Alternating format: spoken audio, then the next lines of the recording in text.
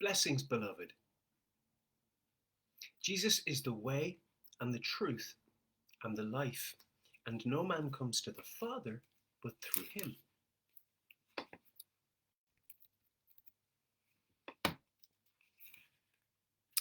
Today I'm going to be reading from the book of Genesis, the creation account of God Most High.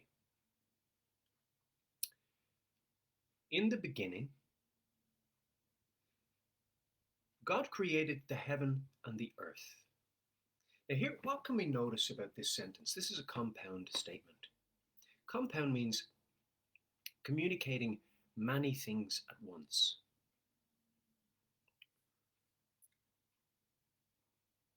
Or in the course of. In the beginning, God created the heaven and the earth. A compound statement. In the beginning, there's time, past, present, future. God created the heaven. There's space. Not outer space. Space within the firmament, the sky. We'll get to that in more detail. Space. Heaven. And the earth, matter. Isn't the earth material? It's matter. So here we have time, space, and matter being spoken into existence by the Lord God Most High. Time, space, and matter. Time, space, matter. A trinity of trinities. Why so? Beginning, time, past, present, future. Space, height, width, depth. Earth, matter, solid, liquid, gas. A trinity of trinities. And why do we know, and how can we extrapolate or deduce or extract that these must have come into existence in the exact same moment? Well, because if you don't have time, when would you put it?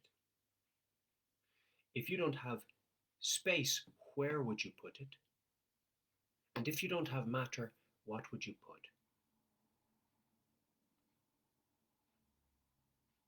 So these three had to come into existence at the same moment.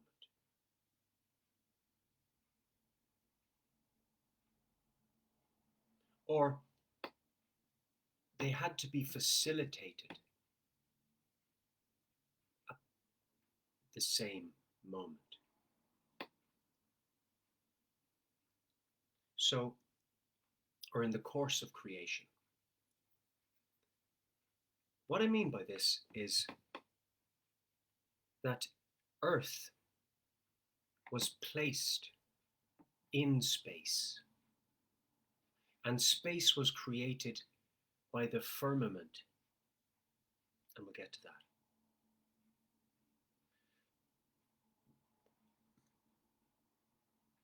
Let me correct what I said just earlier.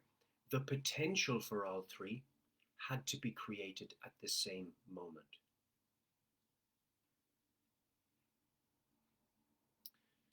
And the earth was without form and void.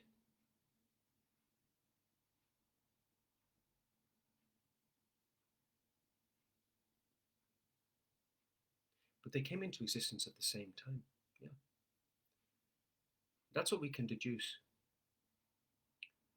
And the earth was without form and void, and darkness was upon the face of the deep.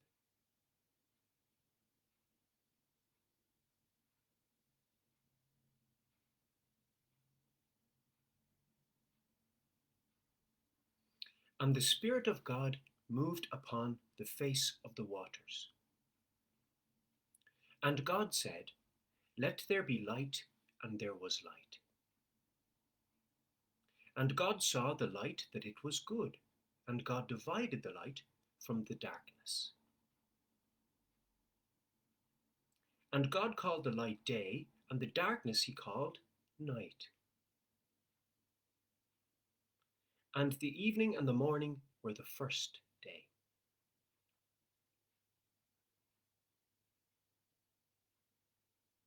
So the earth was matter, but it wasn't the earth as we know it yet at that stage.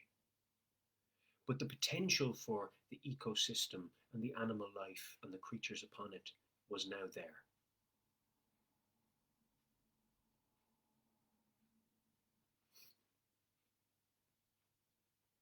And the Spirit of God moved upon the face of the waters. Now here we have this invisible Spirit of God moving upon the face. What does that tell us? Excuse me, I don't need this tied. Very important to note that light and darkness do not mix.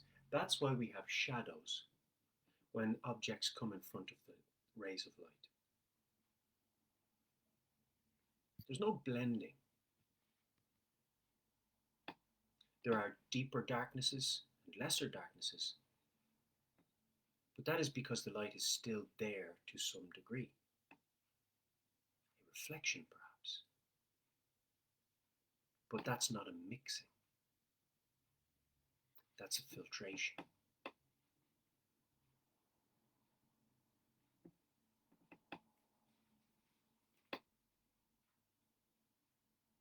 It is different. Because if darkness and light were mixing, the light might not have any effect on the darkness. But because they're not mixing, the light removes the darkness. Even the reflection of light can remove darkness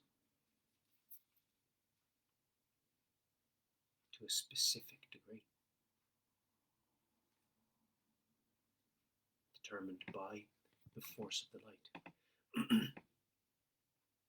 Very interesting statement. And I say very interesting because it shows how that when we're walking in love, the light is greater in us, and therefore the darkness around us is expelled to a greater degree.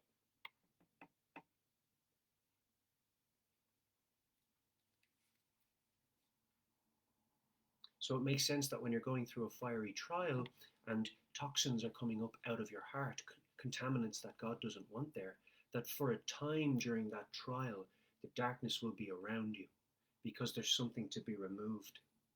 And only the darkness can remove what belongs to the darkness in that sense. Notice when Jesus talks about deliverance, deliver is to take something away from a place. So when Jesus delivers, he takes us away from the darkness into his light. But it is darkness that destroys darkness as such. Evil will consume itself. That's the nature of death. Do you understand? And God saw the light that it was good, and God divided the light from the darkness. And God called the light day, and the darkness he called night. And the evening and the morning were the first day. And God said, let there be a firmament in the midst of the waters, and let it divide the waters from the waters. And God made the firmament, and divided the waters which were under the firmament from the waters which were above the firmament, and it was so. Now what's important to note here? What is the firmament? Firm. Firm. Forehead's nice and thick to protect your brain if you fall, bang into something. Thickest part of your skull to the best of my knowledge. Well, firm means solid. Firma means solid. Firmament.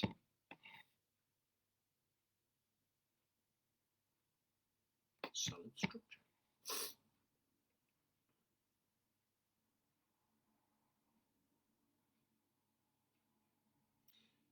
God said, let there be a firmament in the midst of the waters. So remember the face of the deep. Now imagine a dome being placed there in the midst of the waters, underneath the waters. So it's actually submerged, so to speak, in the water. A dome. You'll see that firmament is also translated, or has been also translated as, whatever the word is in the original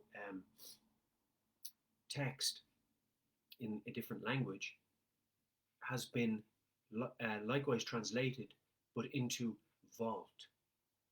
So that firmament has been translated as vault. And vault means a dome-like structure. Or it can be specifically a dome. Exactly a dome. Do you see what I'm saying? So that if there's a dome submerged in water, and I have tested this, you can test it in your sink, the top of a bottle. I'll show you now. Just cut the top of a bottle along across here. Make sure the cap is tight, watertight. Just cut it there, across, and then you can push it down into a sink full of water, and you'll notice that no air enters in to this part of the dome. Of course, if you keep the bottle, the dome straight, the edges that you've cut straight in contact with the surface of the water, and then keep it steady all the way down once it's submerged, you'll notice that no water can enter in here. What have you created then? You've created space, haven't you? There would be some air in there. There would be some oxygen in there. An organism could breathe in there. Isn't that how they cultivate cultures and things in labs? But that's just to say that there's potential for life forms to breathe and exist in space. So God created this space in the face of the water. It's not what NASA tell you, I assure you that. Many people are waking up to that fact. Just research flat Earth. Now you will notice a lot of mockery in and around that subject, and that's to deter you or create a stigma so that people would disassociate with it, who are inclined towards being easily socially manipulated by other people, peers. But if you look at that, the flat surface and the dome having been submerged, which you can test at home, you can test the laws of physics around that, observably. So you can apply the scientific method. And you look and you see the dome submerged. Okay. And again, you've created a space, an inhabitable space. So let's read on. Enough said on that. And God made the firmament and divided the waters which were under the firmament from the waters which were above the firmament, and it was so. So we have a solid structure submerged in water. That's all I'll say on it. Submerged, so we know it's submerged and it's under the water. And what does that mean, to separate the water from the water? Well, it means to separate the water above the structure and around it to the edges of the structure, the firmament. And it means to separate that from the water underneath that hasn't entered into it. Do you understand? So you'll notice when you plunge it into the sink that it creates a surface again. So there's a surface here, and it's like a surface has been separated and brought down to the bottom of the bottle as well, so that there are two faces of water now. You understand? So that has separated the water in and around here from the water in underneath, because it's no longer in contact with that. That's very observable and can be tested by the scientific method. Don't allow evil spirits to bring you to mock a simple test. A simple test still tests the laws of physics.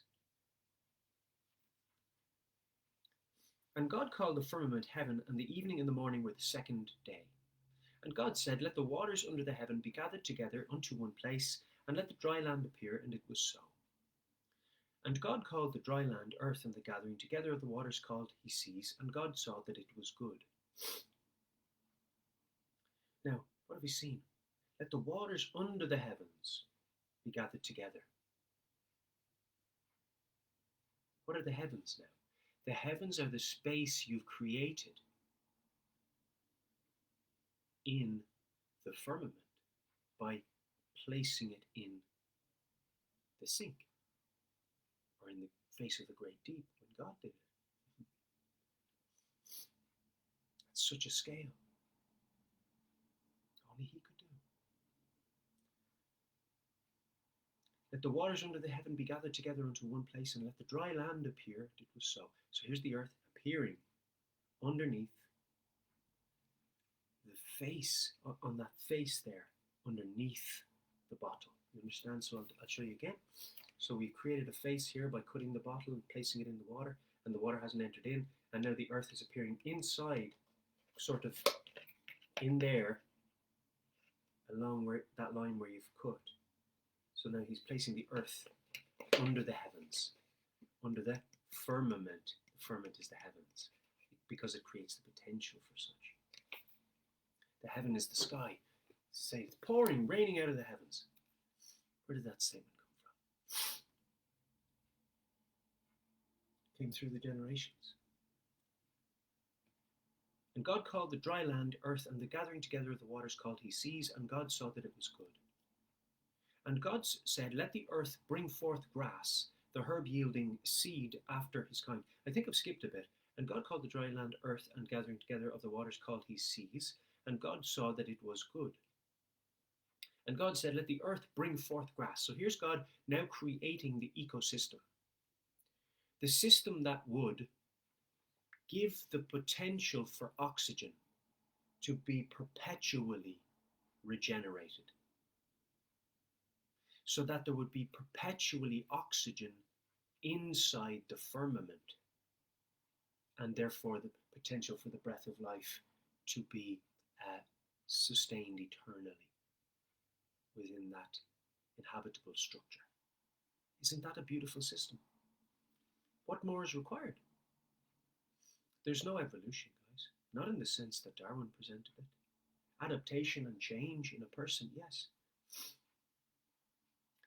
And God said, let the earth bring forth grass, the herb yielding seed, and the fruit tree yielding fruit after his kind. We can observe this today. Where we see, when we open a piece of fruit, we see the seed in it. Well, where did the first piece of fruit come from? It came from the first tree. But the first tree had the potential for the second tree inside its fruit, correct? Because that's where the seed is, yes. But where did the first seed come from to produce the first tree? No. Evolution doesn't work, you see. It breaks down. So we see that the first tree had to be spoken into existence by God. He had to create it. And God said, let the earth bring forth grass, the herb yielding seed, and the fruit tree yielding fruit after his kind, whose seed is in itself upon the earth, and it was so. So it makes sense that if there's a creation inside a firmament in the great deep, that this, whatever's created within that structure, has to bring forth after its own kind in order that it can be perpetually regenerated or sustained. So all of the systems of sustaining and maintaining and building have been now created within the ecosystem of the inhabitable firmament.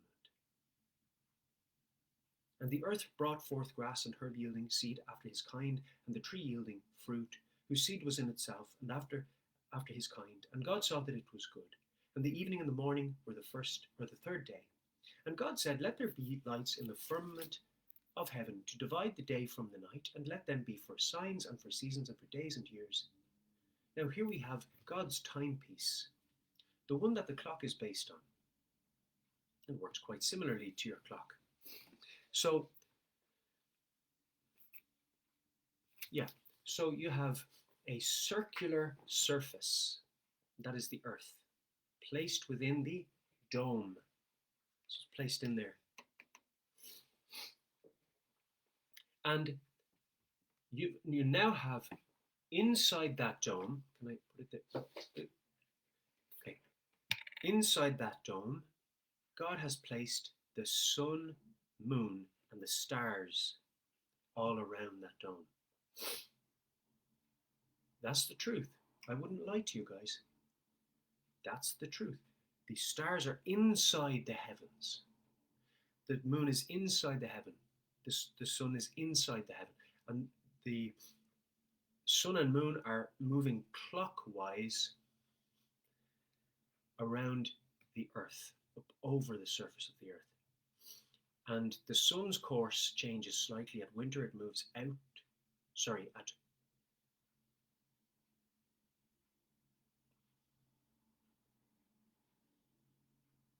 Just trying to work it out. It moves in for Irish summer and out for Arctic summer. So when it's winter in Ireland, it's summer in the Arctic, and vice versa. So the sun moves out for Irish winter and in for Irish summer. So that's how the course changes. That's how the seasons work. See, it says for heaven to divide the day and the night, and for seasons, and for days and years. So month, month. Okay, so we see that there are systems based upon, or time divisions based upon the timepiece that God created, the sun, moon, and the stars for signs. Okay, so we see that there is the sun, which is a body of light, and the moon, which is a body that gives lesser light for nighttime, so that you can see your hand in front of your face when you're walking around and you're not tripping over things. Okay, but so there is day and night, and the moon goes around after the sun. It follows it around after the sun. You might think, where's this guy coming from? Because when you've been told something from so young, you might even think that I would lie to you on these, or that I've lost the plot of these things. It's not the case. The world is lying to you. They want to deceive you into hell. The cosmic powers behind darkness are hunting your eternal soul. You're an image bearer of God, created to be eternal. They're hunting you. That's why they lie to you about these systems. And let them be for lights in the firmament of the heaven, inside that solid firmament, in the firmament of the heaven, to give light upon the earth, and it was so. And God made two great, that's why the equator line, if you think about it, right? The equator is the driest and hottest part of the earth. Even in the fraudulent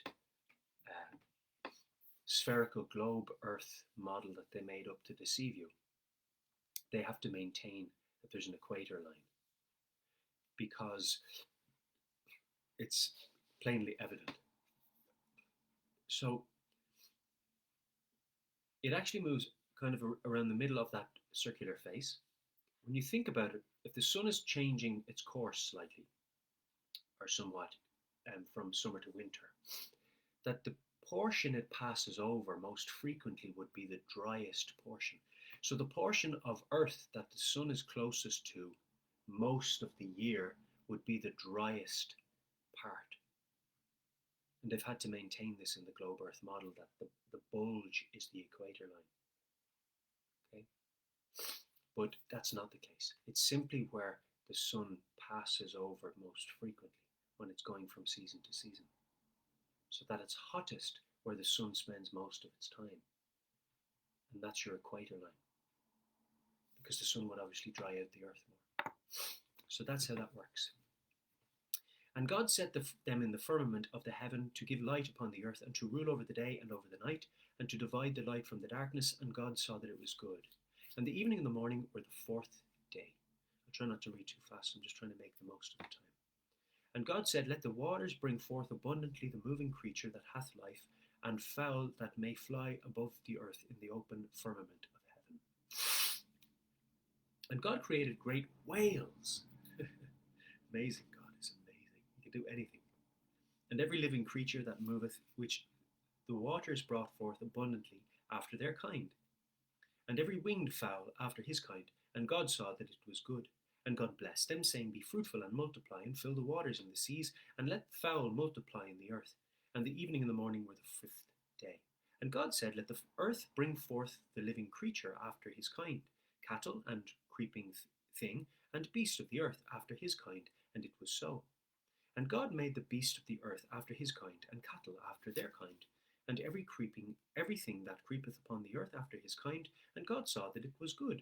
And God said, let us make man in our image, after our likeness, and let them have dominion over the fish of the sea, and over the fowl of the earth, the air, and over the cattle, and over all the earth, and over every creeping thing that creepeth upon the earth. So God created man in his own image. In the image of God created he him, male and female created he them.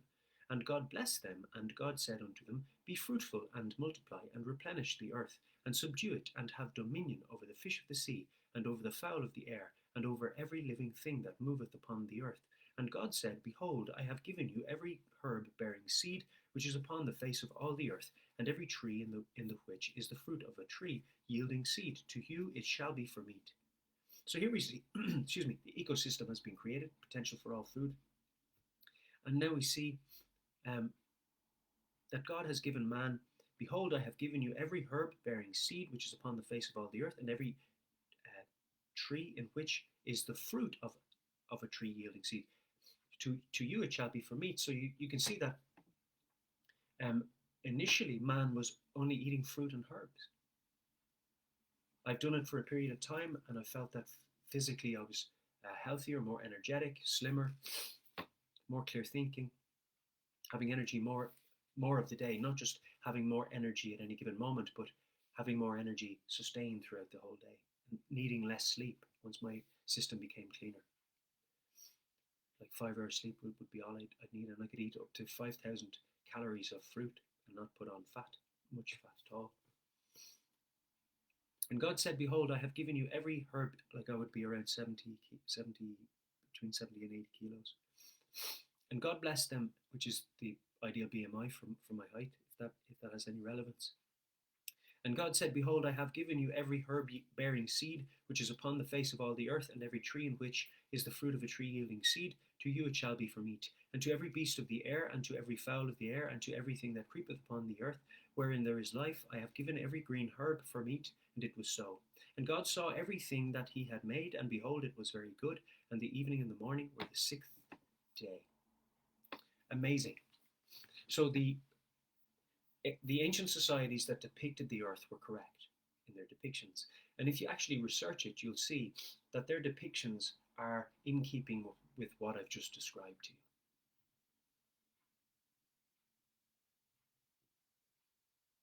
They were in keeping with what I've just described to you.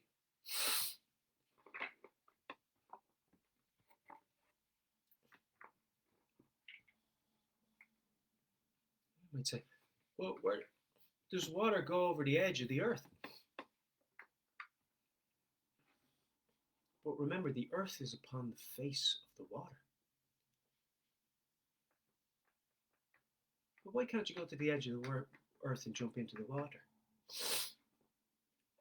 The Arctic Circle is guarded by military force. The Arctic Circle is the cold part of the earth that is around its periphery. You're not allowed to travel there by governments because NASA are concealing it. The cosmic powers that are over this darkness are preventing people from traveling that part of the earth.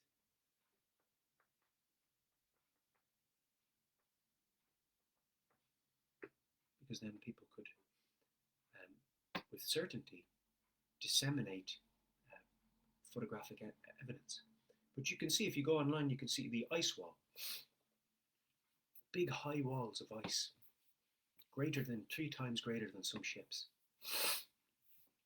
Excuse my sniffling. So blessed in Jesus' name we are. Romans 10:9 says, if you confess with your mouth that Jesus is Lord and believe in your heart that God raised him from the dead, you will be saved. I hope that you will be saved and put your faith in Jesus and realize the truth. God will lead you to all truth. Blessed in Jesus' name.